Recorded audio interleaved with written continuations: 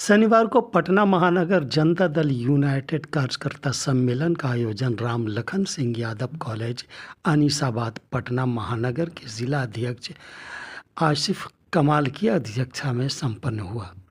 इसका उद्घाटन करते हुए ग्रामीण विकास मंत्री श्रवण कुमार ने कहा कि माननीय मुख्यमंत्री नीतीश कुमार पूरे बिहार के उत्थान में लगे हुए हैं। 10,63,000 महिलाओं का जीविका समूह बनाया गया है। 1,20,000 महिलाओं को विशेष सहायता दी जा रही है और उनके सरकार की ओर से जीविका कोपार्जन हेतु 2-2 लाख रुपये की सहायता राशि दी गई है। तालाब के रख रखाव के लिए एवं बकरी पालन के लिए आर्थिक सहायता सरकार की ओर से प्रदान की जा रही है। सरस मेला में पहली बार बिहार के महिला उद्यमियों को स्टॉल लगाने में प्राथमिकता दी गई है ताकि महिला उद्यमियों के सामने सामानों की बिक्री हो सके। सभा को भागलपुर के दंगा में जो पीड़ित थे उनको इंसाफ मिलने का काम नहीं हुआ। जब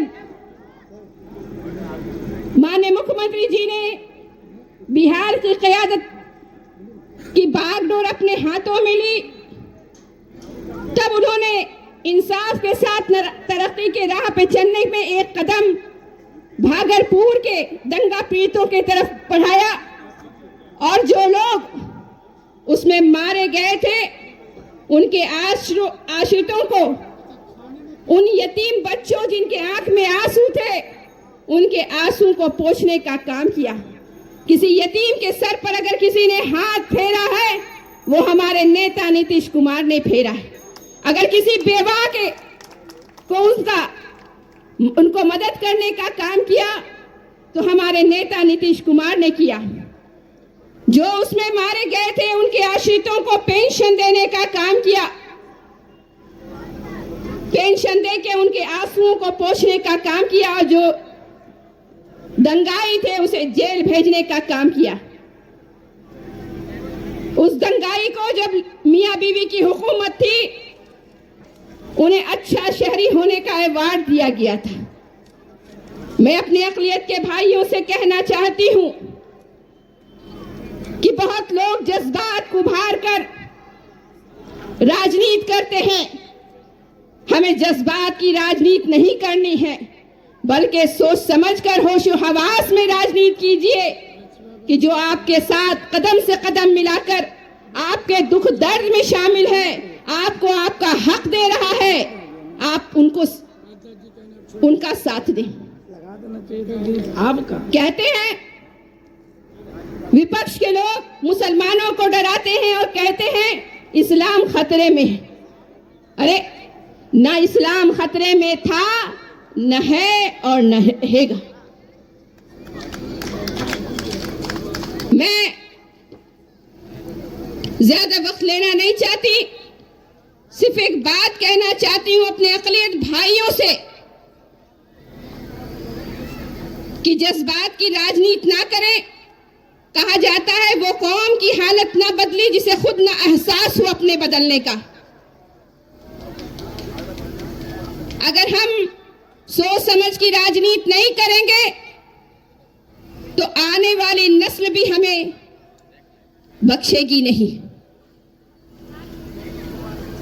हमें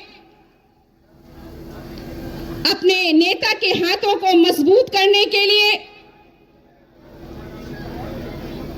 नीतीश कुमार जी के संकल्पों को पूरा करने के लिए हमें भी बढ़ चढ़कर हिस्सा लेना होगा।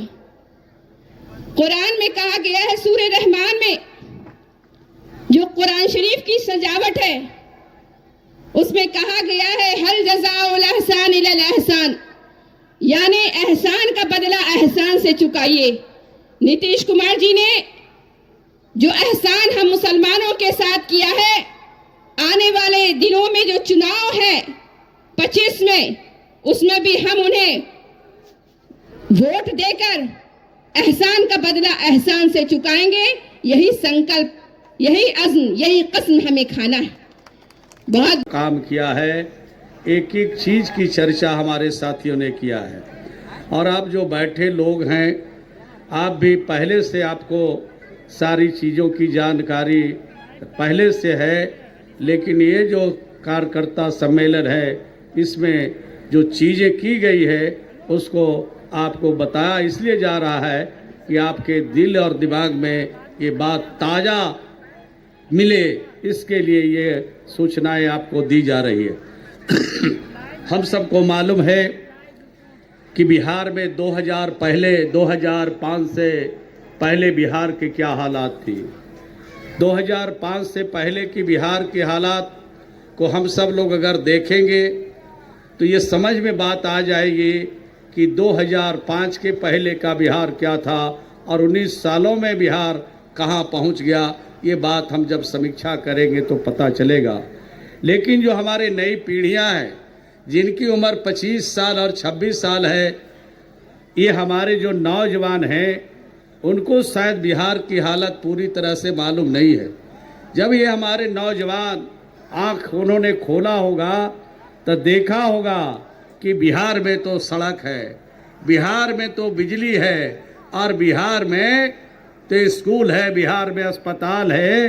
हर समस्या जो बिहार में 2005 से पहले था उसका निदान है। तो उनको तो अच्छे दिन देखने का मौका मिला, उन्हें जानने की ज़रूरत है। और इसीलिए कार्यकर्ता सम्मेलन हो रहा है कि जो हमारी नई पीढ़ियां हैं, जो हमारे युवा युवती जिनका उम्र 25 साल, 26 साल, 20 साल है, 18 साल है, उनको बताने की ज़रूरत है कि आज 2005 से पहले बिहार कहाँ था और 2005 के बिहार कहाँ पहुँचा है। इसकी जानकारी उनको देने के लिए इस तरह का कार्यक्रम जनता दल यू ने किया है और पूरे राज्य भर में हो रहा है। आपके साथियों ने चर्चा की उसकी। आप देखा होगा कि 2005 में बिहार का जो बजट था वो 23,800 करोड़ का बिहार का बजट था और आज बढ़ के कितना हो गया। 2024 में जो बिहार का बजट है वो आज बजट बढ़ कर के 2,72,000 करोड़ से भी ज़्यादा का बजट आज बिहार में हो गया। तो आप सोच लीजिए कि 2005 में 23,800 करोड़ का बजट और 2024 में 2,72,000 करोड़ का बजट है। तो आप सोच सकते हैं कि बिहार कहाँ था और बिहार कहाँ जा रहा है। लेकिन एक बात की चर्चा जरूर करेंगे कि 2005 से पहले जो बजट होता था वो बजट किस काम में खर्चा होता। अगर सड़कों पर खर्चा होता तो आज सड़क बनाने की ज़रूरत नहीं होती, आज सड़क की मरम्मती की ज़रूरत होती। 2005 के पहले अगर बजट का पैसा पानी पर जाता, बिजली पर जाता, कृषि पर जाता, सिंचाई पर जाता, तो आज कृषि और सिंचाई की हालत, आज बिजली की हालत, आज गांव की हालत ऐसी नहीं रहती। तो आप सोच सकते हैं 15 सालों में 8 गुना बिहार का बजट बढ़ा है और जब बढ़ा है तो आज बिहार की सड़कें बोलती है, आज बिहार की बिजली बोलती है। बिहार में आज बिहार में गांव के बच्चों के लिए जो स्कूल बना है वो बोलता है। लेकिन 2005 से पहले का जो बजट था वो पैसा कहाँ जाता था, उसके बारे में कहा जाता है कि घोटाला में पैसा चला जाता है। यानी गिट्टी खाने का काम, अलकतरा पीने का काम और चारा घोटाला में ये सारा पैसा चला जाता था, बिहार का बजट का पैसा। और आज का बजट का पैसा नीतीश कुमार जी के शासन में गांव की तरक्की पर, शहरों के विकास पर, हर व्यक्ति और हर परिवार के तरक्की पर यह पैसा खर्चा हो रहा है। ये 19 साल के शासन में कोई बिरादरी नहीं बची है, कोई मजहब नहीं बचा है, कोई परिवार नहीं बचा है, कोई व्यक्ति नहीं बचा है जिसको उस राज्य के संसाधन से हम लोगों ने आच्छादित नहीं किया है। हर परिवार के लिए हम लोगों ने काम किया है, चाहे बच्चे हों, चाहे बुजुर्ग हों, चाहे महिलाएं हों, चाहे विद्यार्थी हो, चाहे मजदूर हो, चाहे व्यवसाय करने वाले लोग हैं, हर जाति और हर धर्म के लोगों को हम लोगों ने आगे बढ़ाने का काम किया। तो आप सोच सकते हैं कि पहले का जो बजट है वो घोटाला में जाता था और आज का जो बजट है वो राज्य और राज्य के लोगों की तरक्की पर खर्चा हो रहा है। ये दोनों सरकारों में यही फर्क था जिसके चलते आज बिहार तेजी के साथ आगे बढ़ रहा है। हम एक बात की चर्चा करेंगे, क्योंकि काफी समय हो गया। हम कहें कि चुनौती भरा है, इसलिए चुनौती भरा है क्योंकि जो हमारी सरकार, हमारे नेता और इस राज्य के मुख्यमंत्री श्री नीतीश कुमार ने जो काम किया है, उस काम के आधार पर हमको और भी बिहार को विकसित करना है। आप याद कीजिए, कभी बिहार के कारण पूरा विश्व के गुरु हिंदुस्तान कहा जाता था। यही बिहार है, जब देश की राजधानी बिहार थी तो विश्व गुरु कहा जाता था। देश की आजादी के बाद से न जाने कितने शासन वर्ग आए, लोकतांत्रिक व्यवस्था के अनुसार कितनी पार्टियां आई, लेकिन लोगों ने समाज के लिए, समाज के उन वर्गों के लिए जो दलित रहे, पिछड़े रहे, महिलाएं रहे, उसके लिए सोचना तो दूर रहा, उनके लिए कोई कसर करने का काम नहीं किया। करने का काम क्या किया? अपने परिवार के लिए, अपने लोगों के लिए विकास का काम करने का काम किया। लेकिन धन्य है बिहार की जनता ने जो 2005 में नेता नीतीश कुमार जी को इस राज्य का उत्तराधिकार बनाने का काम किया।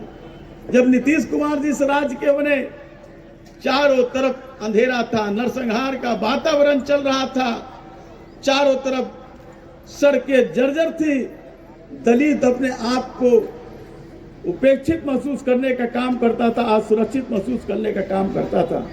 महिलाओं के पास सुरक्षा के वातावरण नहीं थे, कई तरह की स्थिति नहीं थी।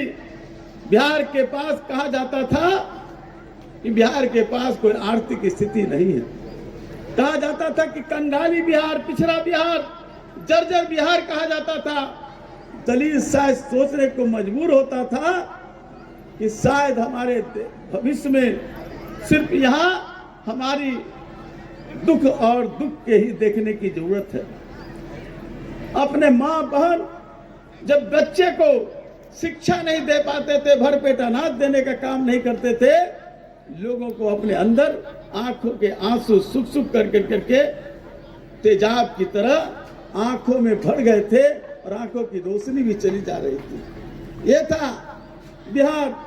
लेकिन जब हम धन्य हैं, नीतीश कुमार जी जब बने तो इन्होंने उस जर्जर बिहार को आज विकसित बिहार करने का काम किया। आज देश के पैमाने पर ही नहीं, बल्कि बिहार के पैमाने पर और पूरे विश्व के पैमाने पर लोग बिहार की आज उस तरह की कल्पना कर रहे हैं। अगर नीतीश कुमार रहे तो हिंदुस्तान बिहार के कारण विश्व गुरु बनने का काम करेगा, जो हमारे प्रधानमंत्री का सपना है और हमारे लोगों का सपना है कि नीतीश कुमार के बदौलत हिंदुस्तान विश्व गुरु बनने का काम करेगा। संविधान की आज दुहाई देने का काम लोग कर रहे हैं, संविधान की बात करने का